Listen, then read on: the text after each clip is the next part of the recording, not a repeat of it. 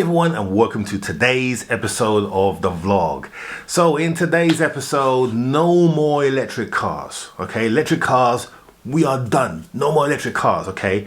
We have a new project, and it is a combustion engine. Yes, an ICE vehicle at last. I know a lot of you have been waiting for me to get back to doing a proper build. So here we are, a new build, and I'm going to introduce it to you right now. And here is the new project. Yes, it is a van, a new van for my son. So he needed a bigger van, so we bought this Caddy. It is a 2013 model. It's a little bit rough, as you can see, but we got this really cheap. I will reveal the price in a second, but just take a look at it. Yes, we did get it from Copart, and yes, it is a non-runner. It has a few issues. Let me show you. So this was put into an auction. It is not a category car, it's a perfectly fine car. I've taken the battery out because it was dead, but here are some telltale signs. So if you look at this vehicle, you will see that in the oil filler here, it's all black. But not only is it black on the outside because it's dirty, look at the inside of this.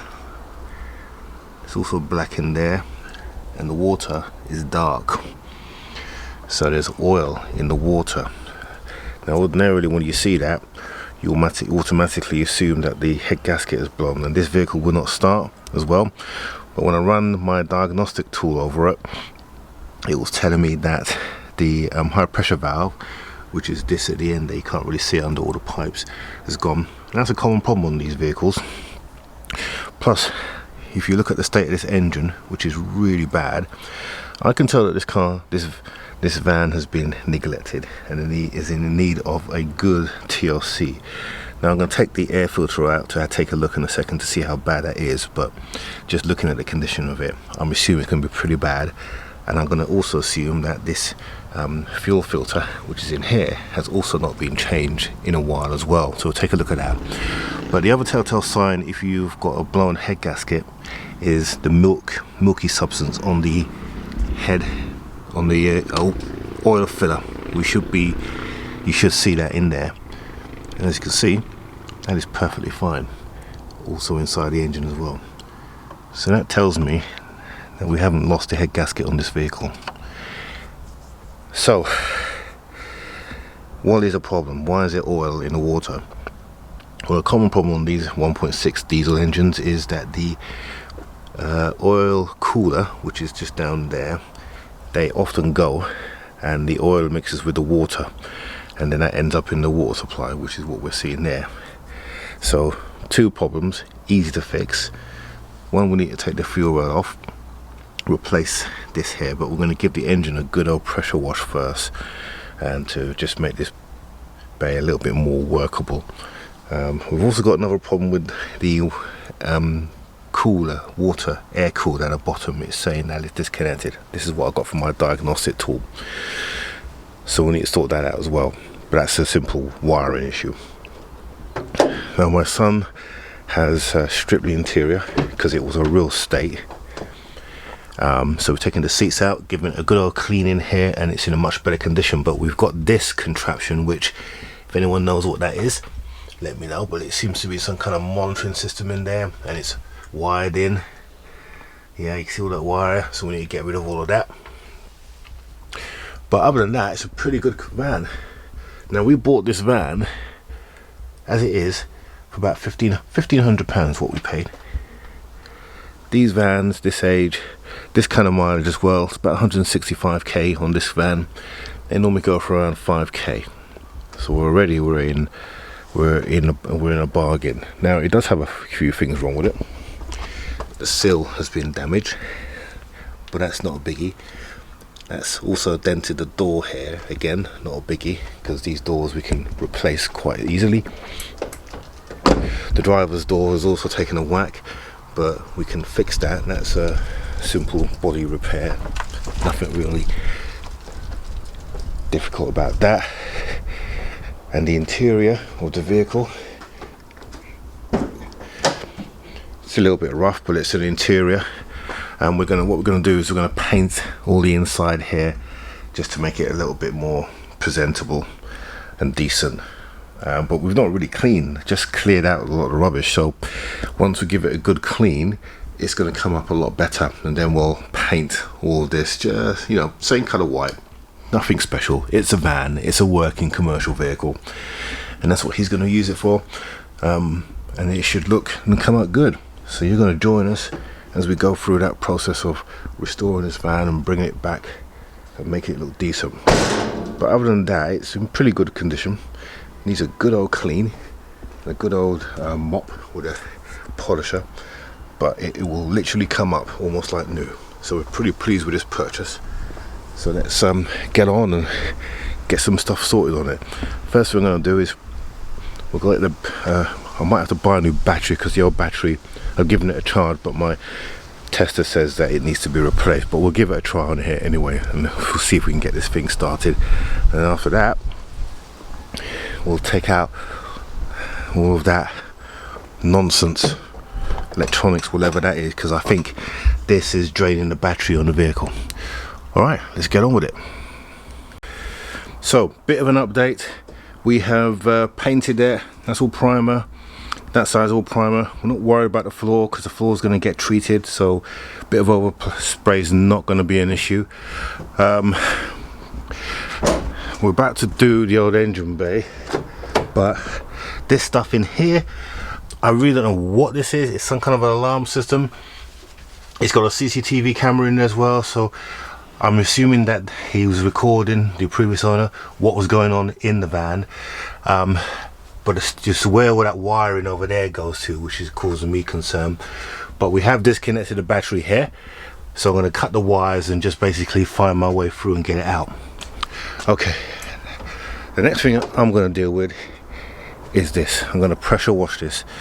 So I am showing you what this looks like now, and in a second, which will be exactly that for you guys, but it will probably be a good time for me, you'll see exactly what it looks like after. Okay, so take a good look at that, all the dirt and dust. Okay, and then we'll bring you back when we're done in just a few seconds. Right, so we've given the van a bit of a coat inside. Don't worry about the floor because that's coming out, but it's looking better, a solid color rather than the scratched up you can see at the other end. I mean, there's a chalk and cheese, that's the other end, and that's what we've done so far. Again, there's going to be a big tank there, so it really makes no difference. It's just to smarten up the interior a bit.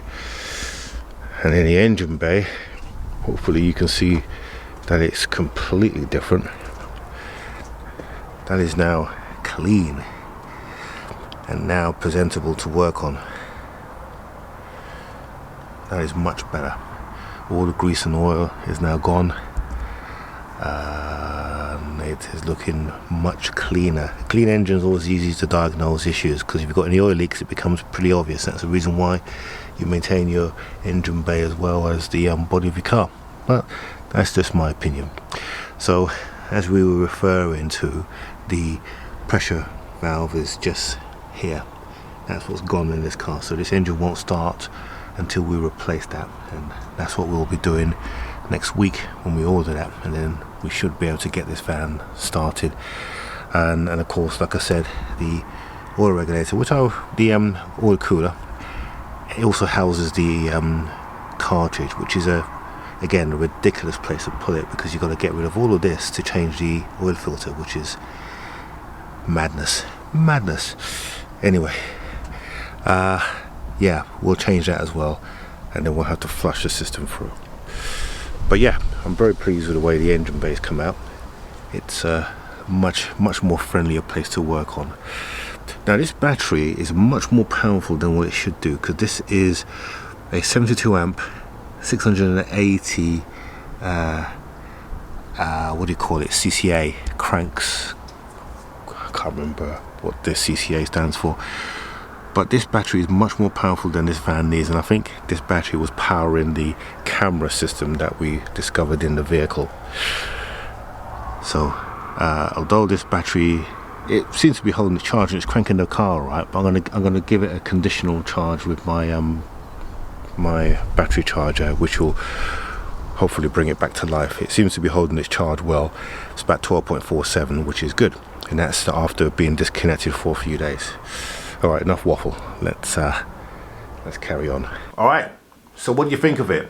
Nice van project. Now the Caddy, they are very good vans, and this van, let me tell you how much we got this van for. So I paid £1,516 for that van. That is cheap for that van. It's done about 159,000 miles, but those engines on those vehicles, the diesel engines, 1.6 and 2 litres, they are rock solid. Absolutely rock solid. And if you look at a second-hand van, a Maxi for that age, that kind of mileage, you'll see that they go for around 5k. So 1,500, 5k, big saving, about 3.5 grand. The damage on the vehicle is insignificant. If we replace the doors and pull the sill out, it's going to cost something like £400 to fix. So we're still under 2 grand for a 5 grand vehicle. So why am I so confident that the engine on this van has not gone? Well, let me show you a couple of things. Right, so on screen now you can see the Caddy, and I'm going to show you a scan that I pulled. Now on the screen here now you can see at the top section faulty CU. If you go down, you see that there are 3 active faults and 2 passive faults. Okay, so the 3 active faults you'll see now coming up, these are the red ones, and the 2 passive ones, so the ones that have come up every now and again, are the green ones. So on OBD11, the green ones mean effectively that they faults have come up periodically rather than faults that are regularly there. And then the red ones, every time you do a scan, these ones come up. Now of those 3 faults, you can see that the one at the bottom is the coolant pump. Okay, so that's a break in the circuit, but that's not a problem. But the real problem one is the second one down, which is the fuel rail system pressure regulator. So the fuel pressure regulator is what sends fuel, highly pressured fuel, about 1600 bar, I could be wrong on that figure, but I think it's about that, down that fuel rail. So there's a constant pressure of fuel. Now if that valve is faulty, then you're not going to get that fuel coming through, which means that there's not enough fuel for the vehicle to start and the vehicle will starve. So that fault keeps on coming up. And then the cylinder 4 one, the glow plug one, you can see there, well, that's pretty straightforward. We can just replace the glow plug control unit. It's just a glow plug, and that's simple as that. So we need to change the fuel rail, and that's the reason why this vehicle isn't starting. And as I showed you as well, there is no milky substance in the oil, but of course there is oil in the water. Now why is that? Well, let me show you. I'll show you the new oil filter and oil cooler that I've got for the vehicle, and I'll explain using the actual new one why the problem exists. So this is the new oil cooler. So here this bit comes off and the filter oil, the new oil filter goes in there, and then this bit here is the cooler. This is what cools the oil. Now how it works in the back here, you've got this pipe here, that's the water inlet, that's where the water comes in, and it basically goes through here. So it comes through there and passes through the body, cools the oil, and then these 2 chambers are the oil. This is a pump, basically, that gets oscillated by the engine, and then that pumps the oil into the filter, and then it comes back through this way into the engine, and it's cooled by this channel here. This channel here is empty, it does nothing, it's just a hole, a cavity. Now what happens is this seal here, it basically perishes, and then the oil starts to leak from here between these 2. It basically, these 2 here perish and the oil leaks in between here, and that's how you get the oil inside the water, and it will continue doing that until you replace this pump. So this is a known issue, and VW have modified this to make it better and make the seals more stronger, but they do go after a while, and that's the reason why we have the issue. When we take it off the car, you will see it in all its anger, but that's why there's oil in the water, and that there's no, and not the other way around. So hopefully that makes sense as to how I come to diagnose the engine and the issues, and why I'm confident we don't have to replace the engine. In the extreme event that we do have to replace the engine, those engines are they're using in multiple different cars, and you can get a good one from around 500 and then a really good one for about 1,000. I can get a naked block for just over 1,100 quid. So even if I did that, I will still be quids in terms of buying a good van, etc., or for around 5k. So anyway, that's the new project. Next week we start in earnest to take it apart, but let me know in the comments what you think. In the meantime, may I actively encourage you to subscribe if you are viewing this and you're really interested in this series, and make some suggestions what you'd like to see on the van as well. So don't forget to subscribe, click on the bell notification so you're notified whenever we release a new video. And for those of you who are just casual viewers, consider subscribing. It does help the algorithm to push out more content to others, and the more content we push out, the more exciting the content can be. Okay, that's it. Have a good one. We'll see you on the next one.